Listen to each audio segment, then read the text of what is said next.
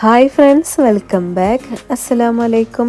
ഇന്ന് നമ്മൾ അടിപൊളി ചിക്കൻ ബിരിയാണിയുടെ റെസിപ്പി ആയിട്ടാണ് വന്നിട്ടുള്ളത്. നമുക്ക് ഹോട്ടലിൽ നിന്നൊക്കെ കിട്ടുന്ന അതേ ടേസ്റ്റിലുള്ള ബിരിയാണിയാണ്. അപ്പോൾ എല്ലാവരും ഇത് കണ്ടിട്ട് അഭിപ്രായം പറയണം. എല്ലാവരും ഒന്ന് ട്രൈ ചെയ്ത് നോക്കണേ. അപ്പം നമുക്ക് വീഡിയോയിലേക്ക് പോവാം.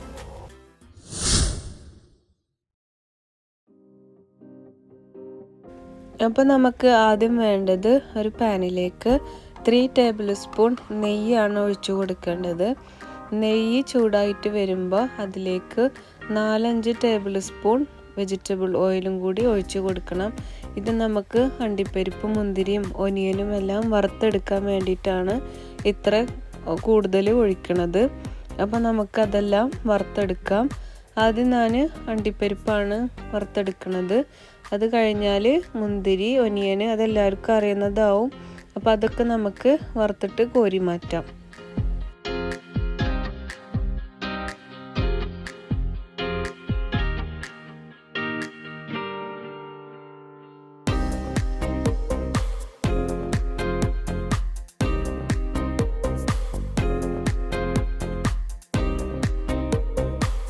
ഞാനിവിടെ 2 മീഡിയം സൈസ് ഒനിയനാണ് എടുത്തേക്കുന്നത്. നന്നായിട്ട് കനം കുറച്ച് നീളത്തിൽ അരിഞ്ഞെടുത്തിട്ടുണ്ട്. ഇത് നമുക്ക് ലൈറ്റ് ബ്രൗൺ കളർ ആവുന്നത് വരെ വെയിറ്റ് ചെയ്യാം. അത് കഴിഞ്ഞാൽ നമുക്കിത് കോരിയെടുക്കാം. ഇതിലേക്ക് ഞാൻ കുറച്ച് ഉപ്പും കുറച്ച് ഷുഗറും കൂടിയിട്ട് ചേർക്കുന്നുണ്ട്. അത് ചേർത്താൽ നല്ല കളറാക്കിയിട്ട് മൊരിഞ്ഞ് കിട്ടും.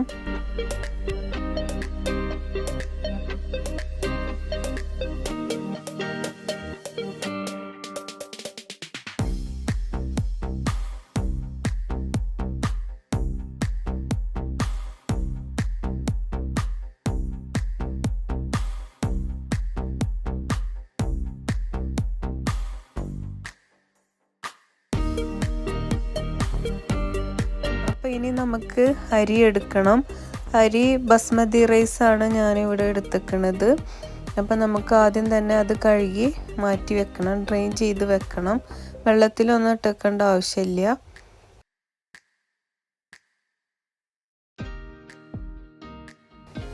ഞാനിവിടെ അരി എടുത്തേക്കുന്നത് 250 ml മെഷർമെൻറ്റ് കപ്പിൽ 8 കപ്പ് അരിയാണ് എടുത്തേക്കുന്നത്. അപ്പോൾ അത് നമുക്ക് കഴുകിയിട്ട് ഇതുപോലെ ഡ്രെയിൻ ചെയ്ത് വെക്കണം.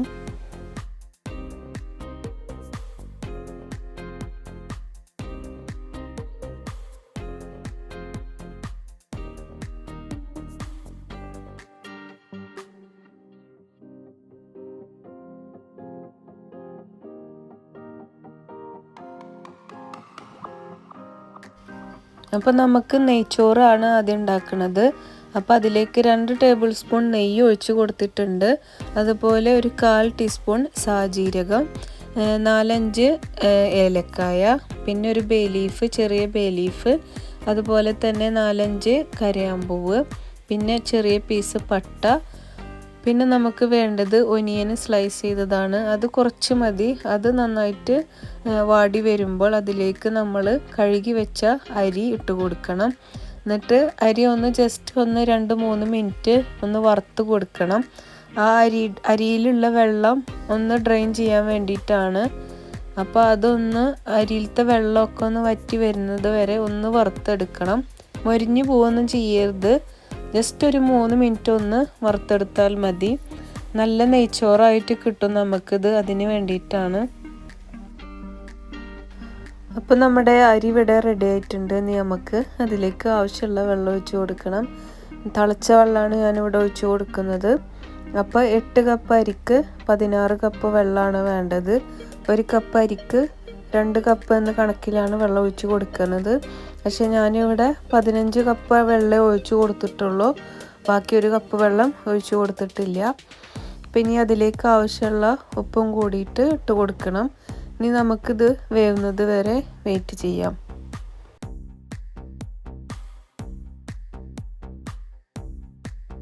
ഇപ്പോൾ ഒരു 4 മിനിറ്റ് കഴിഞ്ഞപ്പോൾ ഞാൻ മൂടി ഒന്ന് തുറന്നിട്ട് ഒന്നുകൂടി ഇളക്കി കൊടുത്തിട്ടുണ്ട്.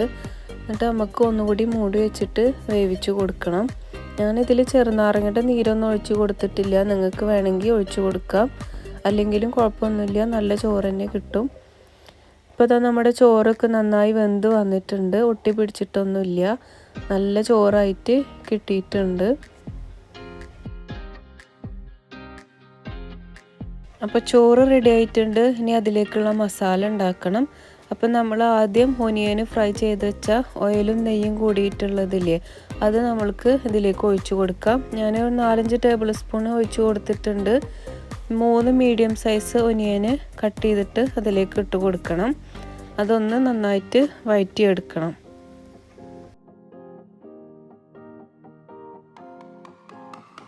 അപ്പോൾ ഒനിയനും നന്നായിട്ട് വഴന്നു വന്നിട്ടുണ്ട്. ഇനി നമുക്ക് ഇതിലേക്ക് 2 ടേബിൾ സ്പൂൺ ഇഞ്ചി ചതച്ചത്, അതുപോലെ 2 table spoon garlic, 2 table spoon പച്ചമുളകും കൂടി ചതച്ചതാണ്, അതും കൂടിയിട്ട് ഇതിലേക്ക് ഇട്ട് കൊടുക്കണം. അത് നന്നായിട്ട് പച്ചമണം മാറുന്നത് വരെ അതും വഴറ്റി കൊടുക്കാം.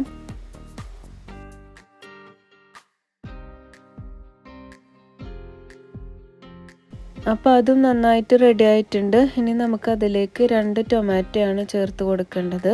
ഞാൻ 2 വലിയ ടൊമാറ്റോ ആണ് ഇവിടെ ചേർത്തിക്കണത്. അപ്പോൾ അതും നന്നായിട്ട് വഴന്നെടുക്കണം.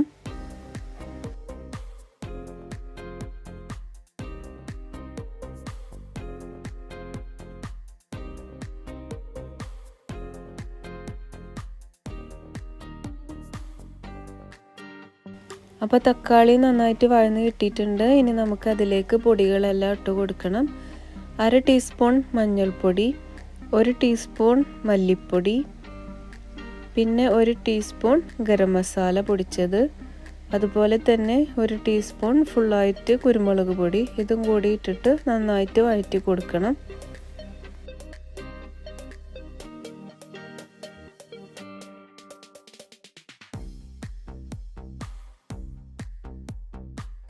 പിന്നെ നമുക്ക് മസാലയ്ക്ക് ആവശ്യമുള്ള ഉപ്പും കൂടിയിട്ട് ചേർത്ത് കൊടുക്കണം.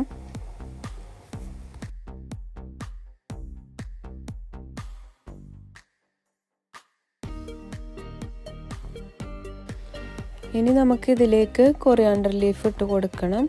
മല്ലിച്ചപ്പ്, അത് പുതിനയുടെ ഇല എല്ലാം കൂടിയിട്ട് ചെറുതാക്കി എരിഞ്ഞതാണ്, അതും കൂടി ഇട്ട് കൊടുക്കാം.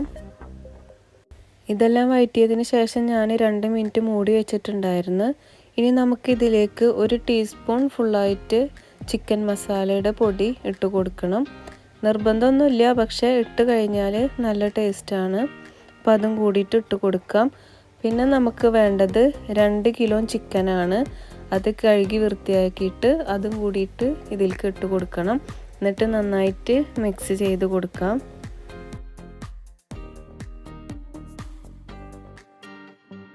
പിന്നെ ഇതിലേക്ക് ആവശ്യമുള്ളത് 1/2 കപ്പ് തൈരാണ്. 1/2 കപ്പ് തൈരും കൂടിയിട്ട് ചേർത്ത് കൊടുക്കണം.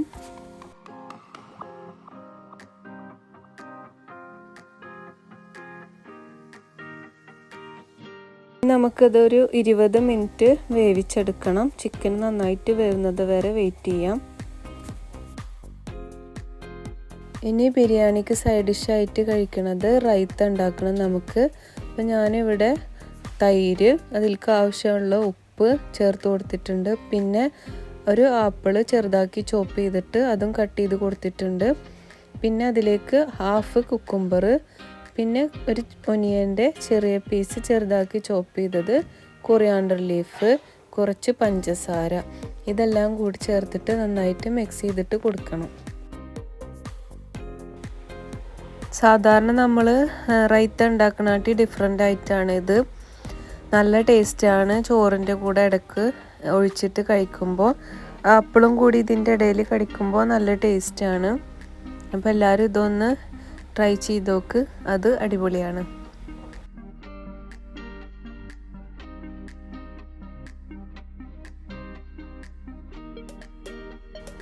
അപ്പോൾ നമ്മുടെ ചിക്കൻ എല്ലാം ഇവിടെ റെഡിയായി കിട്ടിയിട്ടുണ്ട്.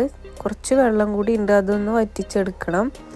അപ്പോൾ അതൊന്ന് നന്നായി മിക്സ് ചെയ്തതിന് ശേഷം ഇനി നമുക്കിതിലേക്ക് നമ്മൾ ആദ്യം ഫ്രൈ ചെയ്ത് വെച്ച ഒനിയൻ ഉണ്ടല്ലോ, അത് ഇതിലേക്ക് ചേർത്ത് കൊടുക്കണം. ഒന്ന് കൈകൊണ്ട് ഒന്ന് ക്രഷ് ചെയ്ത ശേഷം ഇട്ട് കൊടുക്കുക.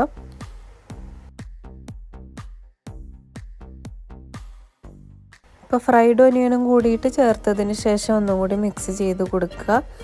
എന്നിട്ട് ഞാൻ ഇതിലേക്ക് 1 ടീസ്പൂൺ കാശ്മീരി ചില്ലിയും കൂടി ചേർത്ത് കൊടുക്കുന്നുണ്ട്. അത് ജസ്റ്റ് ഒരു കളർ കിട്ടാൻ വേണ്ടിയിട്ടാണ്. അത് നിർബന്ധമൊന്നുമില്ല, ഉണ്ടെങ്കിൽ ഇട്ട് കൊടുക്കുക.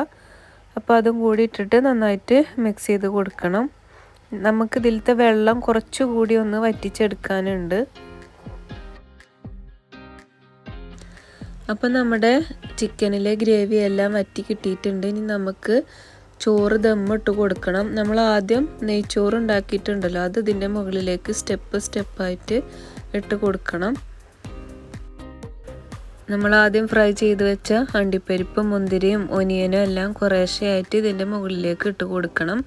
അതുപോലെ കൊറിയാണ്ടറിൻ്റെ ലീഫ്, മല്ലിച്ചപ്പ് അതും കൂടി ഉണ്ടെങ്കിൽ അതും കൂടി ഇട്ട് കൊടുക്കുക. കുറച്ച് ഒരു 2 ടേബിൾ സ്പൂൺ നെയ്യും കൂടിയിട്ട് ഒഴിച്ച് കൊടുക്കണം. അത് നമ്മൾ ഫ്രൈ ചെയ്ത് വെച്ച ഒനിയൻ്റെ ഓയിലായാലും കുഴപ്പമില്ല, അതും കൂടിയിട്ട് ചേർത്ത് കൊടുക്കാം. എന്നിട്ട് ബാക്കിയുള്ള ചോറും കൂടി ഇട്ട് കൊടുക്കണം.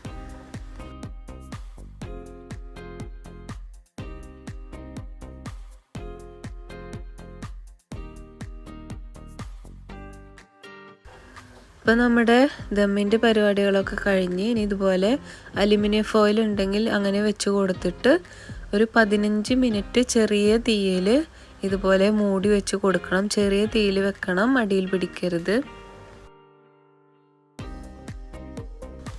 15 മിനിറ്റിന് ശേഷം നമ്മൾ തുറന്ന് നോക്കുമ്പോൾ നന്നായിട്ട് തന്നെ ദമ്മായി കിട്ടിയിട്ടുണ്ട്. അടിപൊളിയായിട്ട് കിട്ടിയിട്ടുണ്ട് നമ്മുടെ ചോറ്. ചിക്കനെല്ലാം നന്നായിട്ട് വെന്തിട്ട് നല്ല മസാല ആയിട്ട് കിട്ടിയിട്ടുണ്ട്. അപ്പം നിങ്ങളെല്ലാവരും ഇതൊന്ന് ഇങ്ങനെ വെച്ചിട്ടില്ലെങ്കിൽ ഇതുപോലെ ഒന്ന് ട്രൈ ചെയ്ത് നോക്കണം. നല്ല ടേസ്റ്റി ആയിട്ടുള്ള ബിരിയാണിയാണ്. നമ്മൾ ഹോട്ടലിലൊക്കെ പോയിട്ട് കഴിക്കുന്ന ടേസ്റ്റാണ്. അപ്പോൾ ബാക്കി ഡെക്കറേഷനാണ്.